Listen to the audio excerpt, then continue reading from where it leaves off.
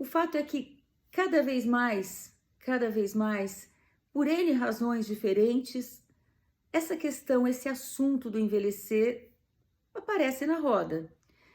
Porque ou aparece estampado e decodificado e chegando até nós sob forma de filmes, de literatura, de relatos, documentários, né?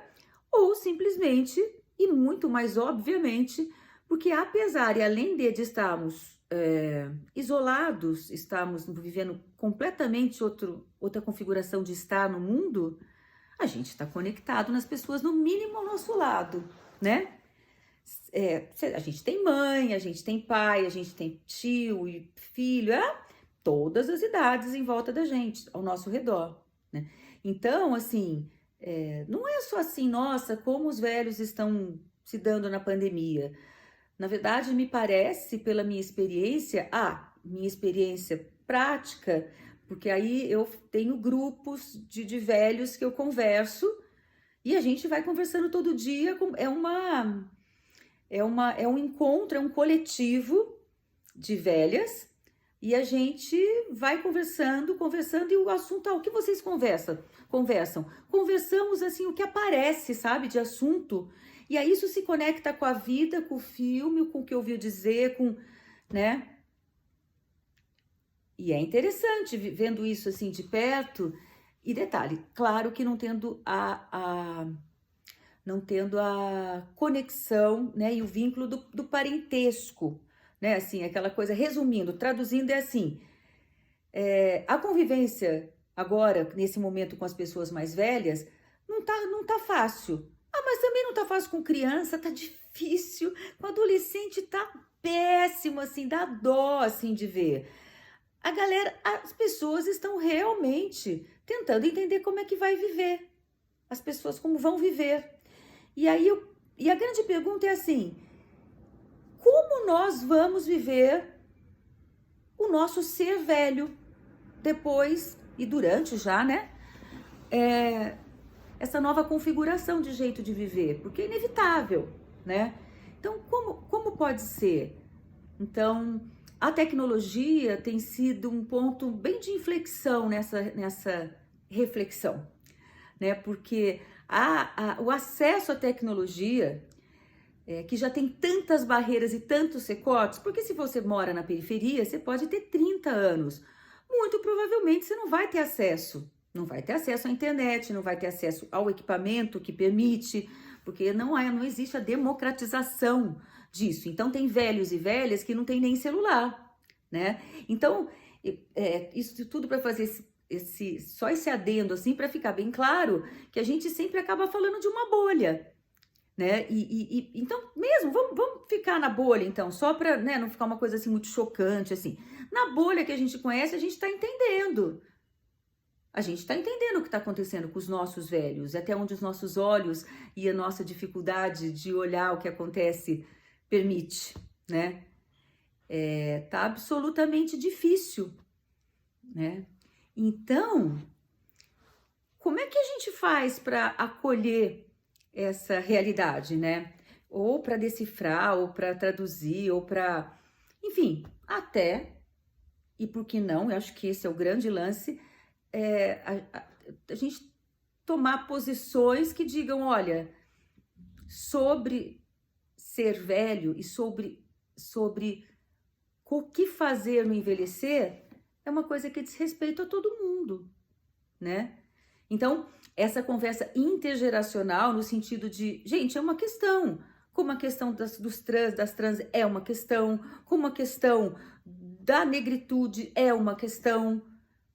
Então, assim, até quando, né, a gente vai continuar assim passando de lado? E se a gente passa de lado, a gente se exime e vai fazendo uma grande sacola de momentos que nos eximimos e deixamos vácuos para coisas muito ruins acontecerem, né?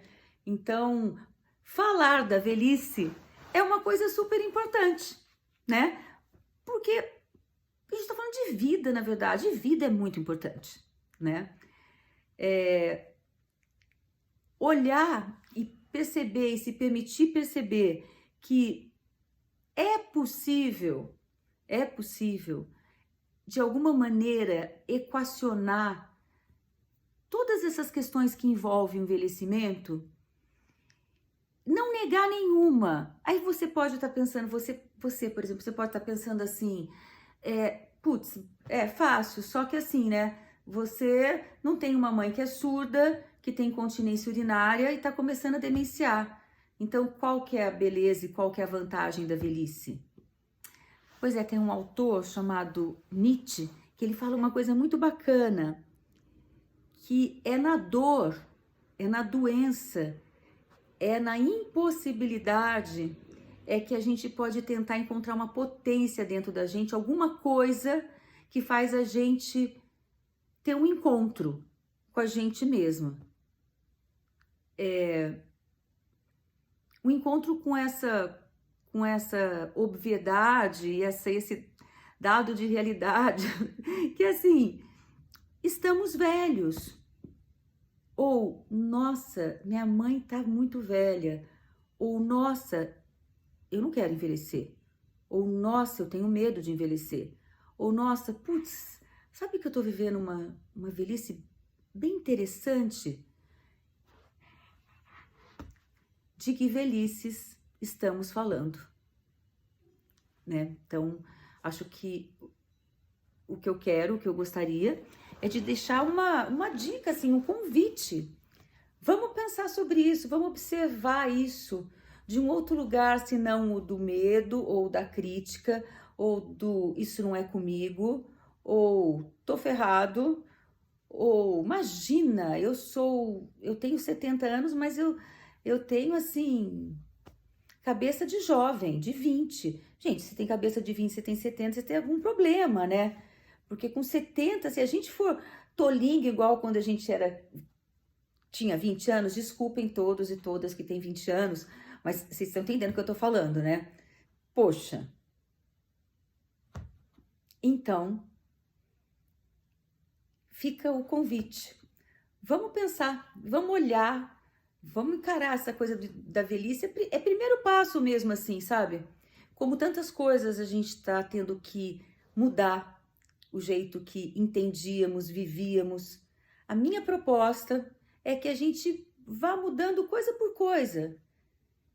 E a minha coisa, e o que eu faço, o que eu penso, o que eu trabalho, é a questão do envelhecimento. Vamos pensar sobre isso e, né, falar, porque é só assim que a gente pode viver intensamente qualquer fase das nossas vidas.